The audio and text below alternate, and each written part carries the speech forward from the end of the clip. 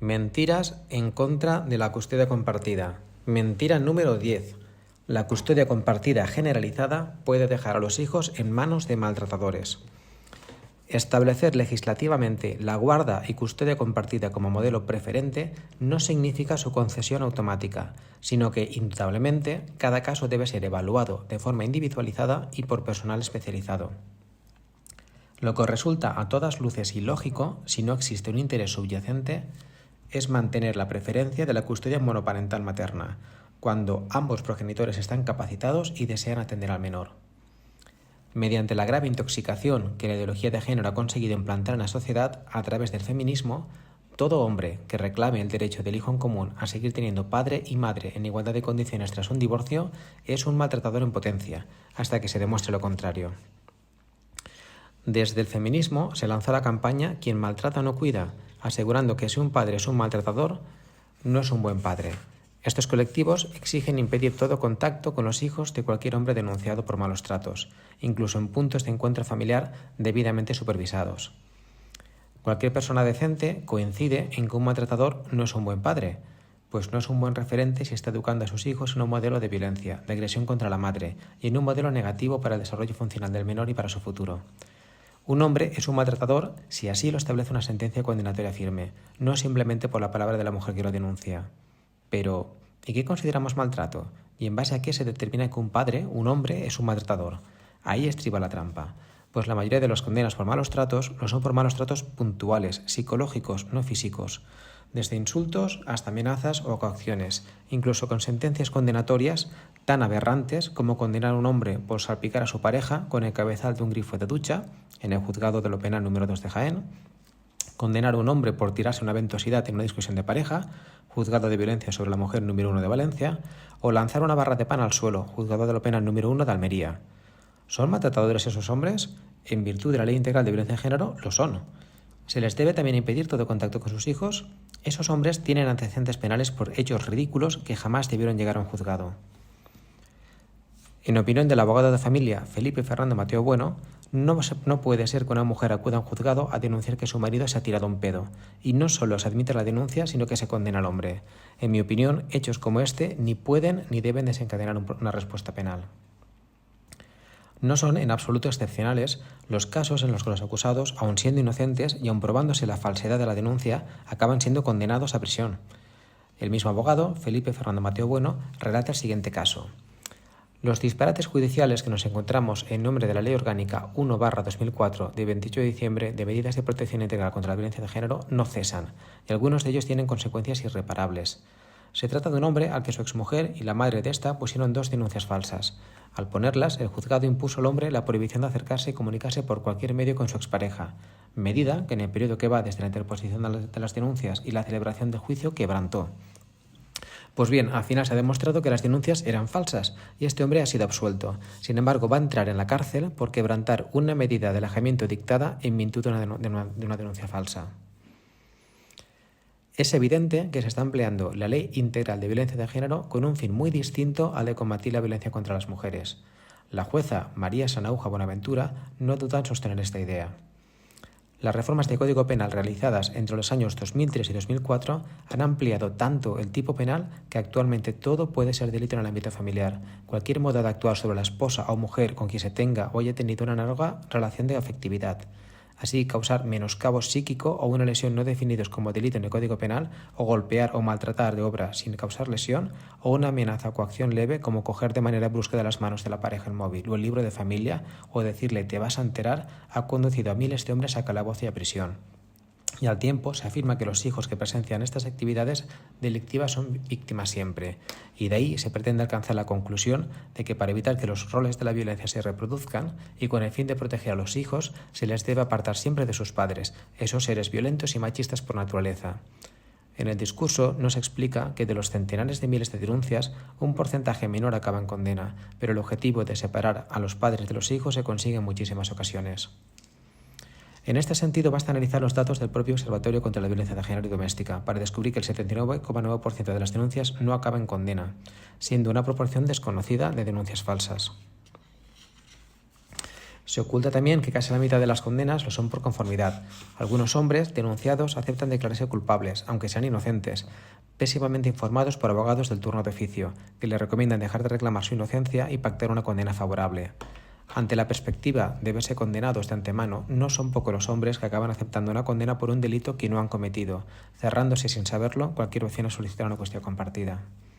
La escritora y ensayista Alicia Rubio se cuestiona: con una cifra tan alarmantemente baja de sentencias condenatorias por violencia de género, ¿por qué se dice que solo el 0,1% de las denuncias de malos tratos son falsas? Pues porque solo se recogen aquellos juicios en los que es tan evidente la falsedad que el fiscal deduce testimonio a la denunciante y la acusa de falsedad.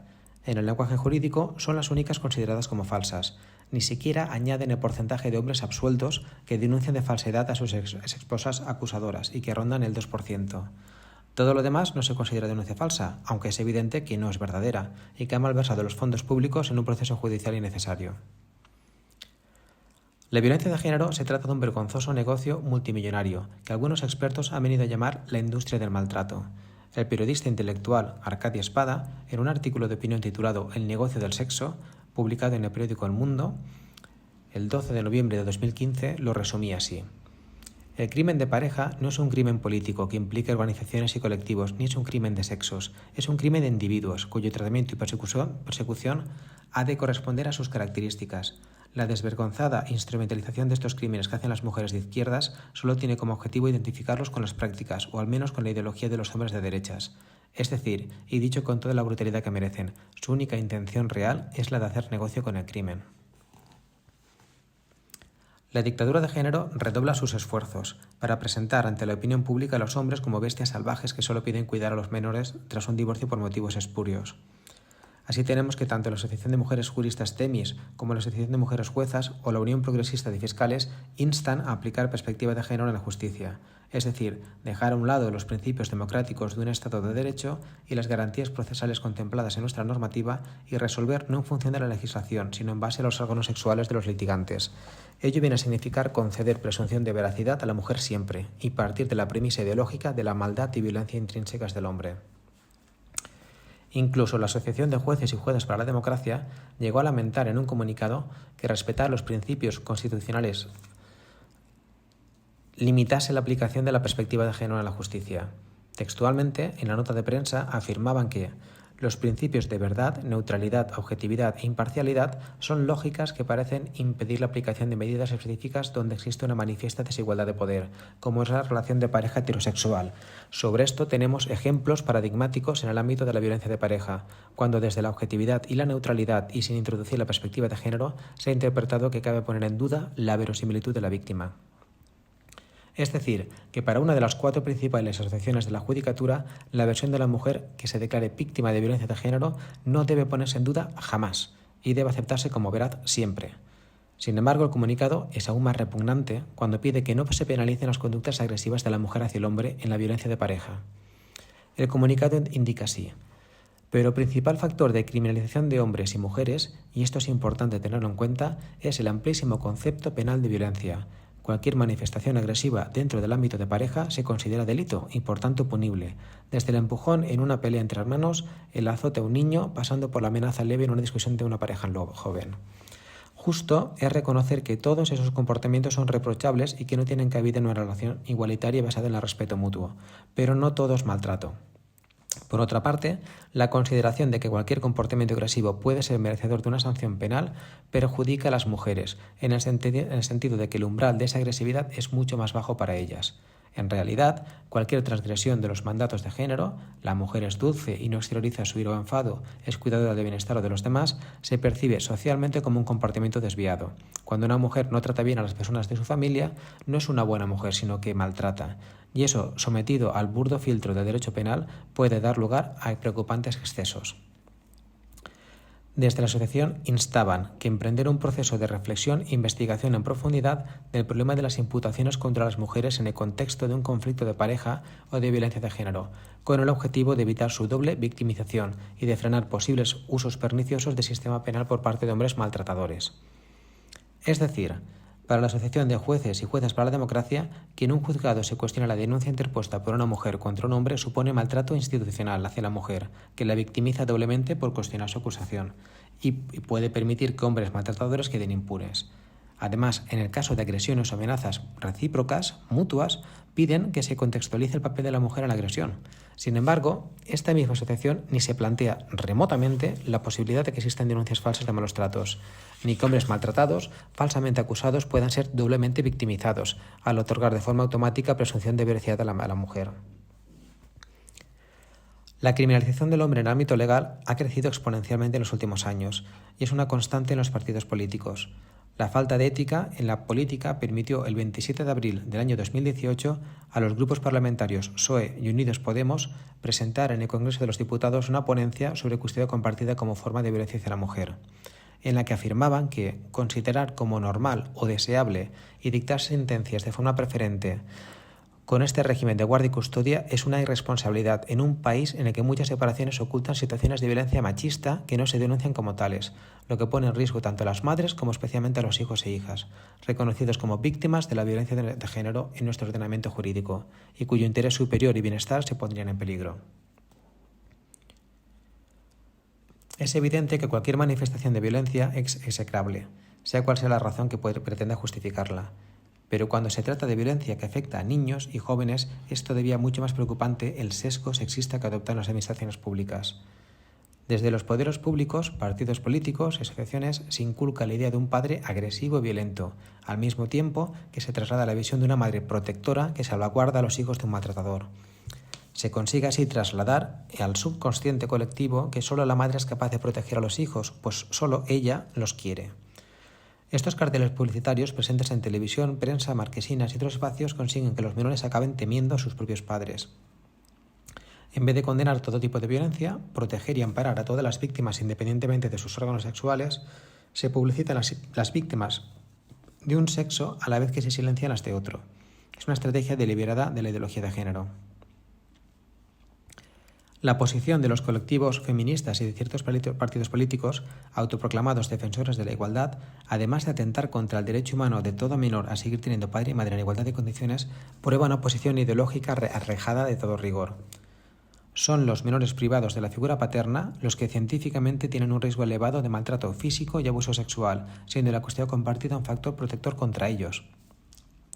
Pero es más, si analizamos detenidamente el sexo del perpetrador de violencia hacia los menores, según los datos del Centro Reina Sofía para el Estudio de la Violencia, el padre biológico en la franja de edad comprendida entre los 0 y 7 años es responsable de los maltratos físicos en el 43,75% de los casos y emocional en el 63,64%, mientras que la madre biológica lo es de negligencia en un 72,73%. En el 46,43% de los casos de maltrato, la maltratadora es en realidad la madre biológica, el 35,71% el padre biológico y a distancia quedan el padre no biológico, un hermano y la abuela. El mayor riesgo de sufrir filicidio, la muerte de niños a menores a manos de sus progenitores biológicos o adoptivos, se concentra en los menores de 3 años y la mayor parte de las agresiones las perpetran las madres. Sin embargo, desde el año 2006, el Ministerio de Sanidad solo registra a los menores asesinados por sus padres varones, cifras que publicita debidamente en su estrategia de subrayar que la violencia solo la ejercen los hombres. Desde entonces, la única forma de contabilizar a los menores asesinados por sus madres son por los registros de prensa, siendo significativo que, por ejemplo, en el año 2016, de los 11 menores asesinados, 10 lo fueron por sus madres, 16 de los 21 en el 2015, 11 de los 15 en el 2014 o 15 de los 21 menores asesinados en el 2013. En la práctica, la indecente, ineficaz e innecesaria Ley Integral de Violencia de Género solo reconoce como víctimas de violencia de género a los menores asesinados por sus padres. Los menores asesinados por sus madres se consideran víctimas de violencia doméstica y sus familiares no gozan ni de los apoyos gubernamentales ni sociales que sus padres considerados víctimas de violencia de género. Tampoco gozan de las mismas ayudas económicas los menores huérfanos cuya madre ha asesinado al padre que cuando la circunstancia es la contraria. El tratamiento de un suceso violento por parte de los medios de comunicación también es diametralmente opuesto, según el sexo del victimario. La periodista Blanca Escaño reconoce que se indulta a mujeres que asesinan a sus maridos, se exculpa a las madres que asesinan a sus hijos en la continuación del victimismo femenino y la maldad masculina. Los medios de comunicación aplican al milímetro el protocolo trazado para no desvirtuar la imagen de víctima femenina. En cualquier caso, si un maltratador no es un buen padre, ¿una maltratadora es una buena madre? El informe anual estadístico del año 2017 del Consejo General del Poder Judicial, el 44,6% de las víctimas de violencia doméstica fueron hombres y en el 33,7% de las agresiones las condenas recayeron sobre mujeres. ¿Por qué no se reclama desde los mismos colectivos sociales que esas madres sean privadas de ver a sus hijos cuando tienen una condena por violencia? Desde la corriente feminista se excusa la violencia de la mujer en algo excepcional cuando no justificado. El Observatorio contra la Violencia de Género del Consejo General del Poder Judicial no reconoce la existencia de violencia de género hacia los hombres, por lo que oficialmente el número de hombres maltratados por sus mujeres por el mero hecho de ser hombres es sencillamente cero. Sin embargo, afortunadamente fuera de nuestras fronteras sí que se registran esas cifras afirmando que existe una verdadera epidemia de violencia contra los hombres y que podrían representar la punta del iceberg dentro de la violencia intrafamiliar.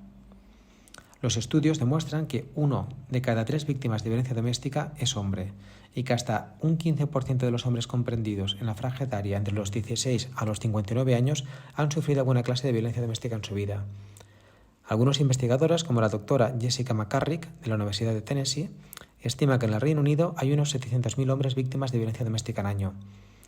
Esta misma investigadora opina que muchos hombres no denuncian su situación de maltrato al sentirse avergonzados por el estigma de ser una víctima de violencia doméstica, por la falta de apoyo de las administraciones, incluso porque si denuncian malos tratos se arriesgan a ser arrestados ellos mismos, después de que sus abusadoras hagan acusaciones falsas contra ellos. ¿Por qué esto se silencia? Obviamente porque se pretende trasladar la imagen que la violencia solo la perpetran los hombres y solo la padecen las mujeres. Según Paul Elam, escritor y activista por los derechos de los hombres, existe un gran punto ciego en la sociedad cuando se trata de ver la maldad ejercida por las mujeres. Tan profundo ese prejuicio sobre los hombres. La violencia es un fenómeno humano universal, y si bien hombres y mujeres no la ejercen del mismo modo, todos, hombres y mujeres, niños y ancianos, pueden ser víctimas en un momento dado y todos merecen respeto y protección. La criminóloga Paz Velasco de la Fuente lo deja muy claro de este modo. La agresividad es una conducta humana, no es una conducta que podamos decir que es del hombre o de la mujer. La violencia no tiene género, la violencia es violencia y la ejercen hombres y mujeres. La diferencia es que el maltrato a los hombres se oculta, se silencia y se da mucha menos importancia. En la sociedad actual no existe la visión del hombre maltratado, ya que socioculturalmente se entiende que solo la mujer ejerce la violencia en legítima defensa. Es decir, se justifica la violencia de la mujer redirigiéndola hacia un eximente penal. Sin embargo, la mujer puede llegar a cometer exactamente los mismos actos violentos y criminales que un hombre. La mujer maltrata a los hombres, la mujer maltrata a los ancianos y la mujer maltrata a los hijos. En nuestra sociedad, la mujer aparece mediáticamente y socialmente como víctima y aparece como una persona que deba ser protegida, dando a entender que es una persona con una vulnerabilidad especial y que precisa de una sobreprotección. ¿Por qué existe una tipificación diferente en el Código Penal y por qué son distintas las penas que son impuestas por maltrato según el género de la víctima? Aquí estamos ante una vulneración flagrante del artículo 14 de la Constitución española y aún peor, la vulneración de una normativa superior como es la normativa europea adoptada en Estambul. Sin embargo, es la abogada Virginia Kreter quien mejor expresa cómo es absurdo sostener que la custodia compartida es violencia hacia la mujer, y lo manifiesta de este modo. Los caminos de la custodia exclusiva son infinitos, desde ya no lo quiero en mi vida, pasando por el puedo quitarle también la patria potestad. Hasta alguien me dijo que podríamos decir que no era su padre. Ríete de la venganza del padre pidiendo la custodia compartida.